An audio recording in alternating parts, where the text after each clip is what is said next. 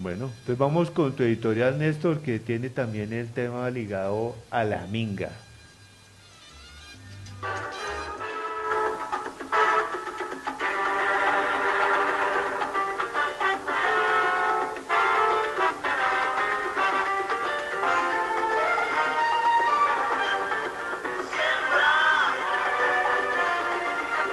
Si pretendes recoger, siembra. Si pretendes cosechar, pero no olvides que de acuerdo a la semilla, así serán los frutos que recogerás. Siembra. Esta es nuestra nota editorial. La minga indígena, un ejemplo de dignidad frente a un gobierno fascista. Dignidad es la esencia de la movilización de las comunidades indígenas en el sur del país. La minga indígena, que muestra con el ejemplo el camino que toca seguir no solo a las comunidades indígenas, sino también a los campesinos, a los trabajadores, a los estudiantes y en general a la ciudadanía frente a un gobierno, el gobierno Uribe Duque, empeñado en arrasar con los derechos de la mayoría de los ciudadanos para beneficiar a unos muy pocos a través del mal llamado Plan Nacional de Desarrollo. Gobierno empeñado en incumplir todos los acuerdos logrados por importantes sectores de la sociedad con el Estado colombiano. No solo lo acordado con las comunidades indígenas, también lo acordado con la guerrilla de las FARC, teniendo como testigos y garantes a la comunidad internacional. También está el incumplimiento de los acuerdos logrados con las maestras y maestras colombianos a través de su organización sindical, la Federación Colombiana de Trabajadores de la Educación FECODE, en materia del presupuesto adecuado y oportuno que garantice el derecho a una educación de calidad para las niñas, niños y jóvenes colombianos.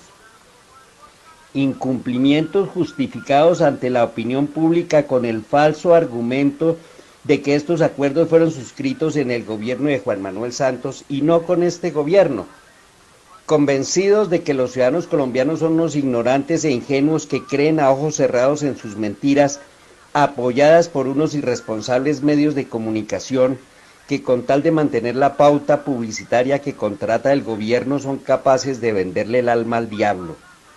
Medios de comunicación, prensa, radio y televisión, que son en su mayoría de propiedad del selecto grupo de magnates que financiaron la campaña Uribe Duque y que son los únicos beneficiarios de las nefastas políticas que intenta imponer este gobierno por todos los medios, sean estos legales o ilegales.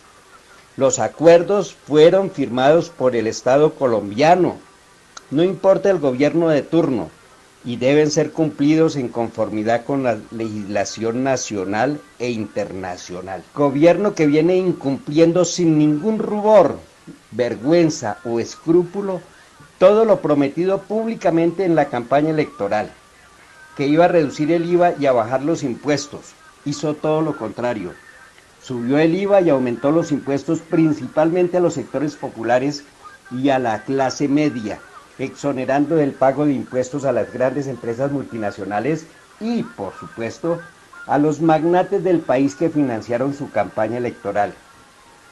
Que iba a respetar y mejorar las condiciones de los pensionados y lo que va a hacer este gobierno es una reforma pensional contemplada en el Plan Nacional de Desarrollo que agrava aún más las ya precarias condiciones de los pensionados en el país. Que iba a luchar contra la corrupción y mantiene en su gobierno al corrupto fiscal Néstor Humberto Martínez y al evasor de impuestos Alberto Carrasquilla, ministro de Hacienda, que escondió en los paraísos fiscales de Panamá los dineros esquilmados durante el gobierno de Uribe, del cual también fue su ministro de Hacienda a 117 municipios del país y que los llevaron a la ruina. Que iba a respetar los acuerdos de paz firmados por el Estado colombiano y las FARC, y lo que está haciendo el gobierno Uribe Duque es volverlos trizas, impidiendo que el país y las víctimas conozcan a través de la JEP toda la verdad, que ningún crimen quede en la impunidad y que les sean restituidas las tierras a sus legítimos propietarios, los campesinos e indígenas. La tarea no ha sido fácil para los indígenas, tampoco lo será para el pueblo colombiano en general frente a un gobierno fascista que reprime violentamente. El año pasado el SMAT, entre uno de sus logros está el haberle sacado un ojo a un joven estudiante universitario en la ejemplar movilización estudiantil que logró arrancarle a este gobierno por lo menos el compromiso de dotar a la universidad pública de unos necesarios recursos económicos. Y entonces, ¿cuántos indígenas deben morir para que el gobierno cumpla con sus justas peticiones? ¿Cuántos líderes y lideresas campesinas deben seguir siendo asesinados para que el gobierno cumpla con la restitución de sus tierras en conformidad con lo acordado? Las comunidades indígenas cuentan con el respaldo solidario de los trabajadores, de los campesinos, de los estudiantes, como públicamente lo han expresado sus organizaciones sindicales y gremiales.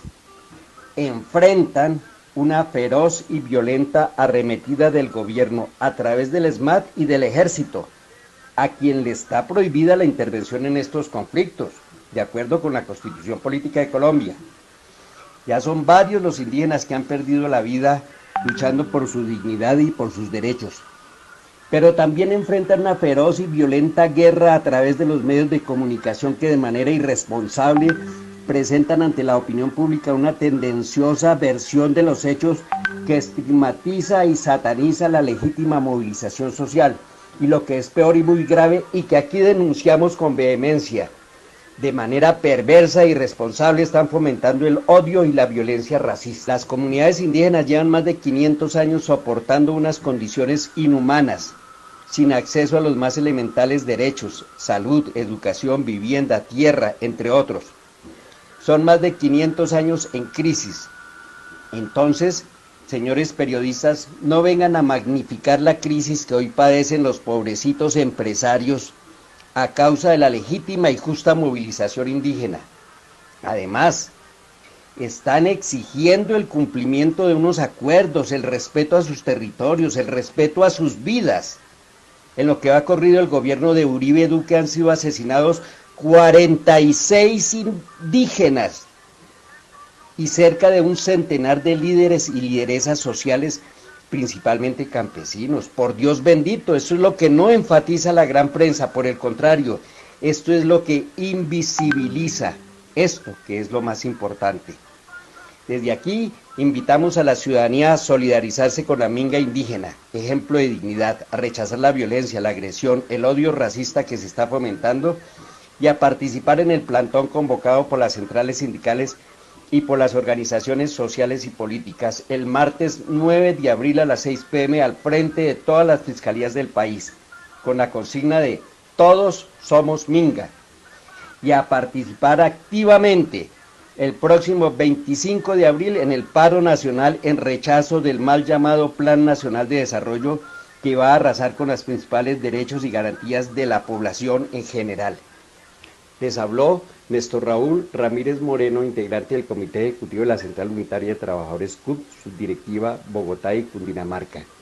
Que tengan ustedes un tranquilo fin de semana. Con una charla.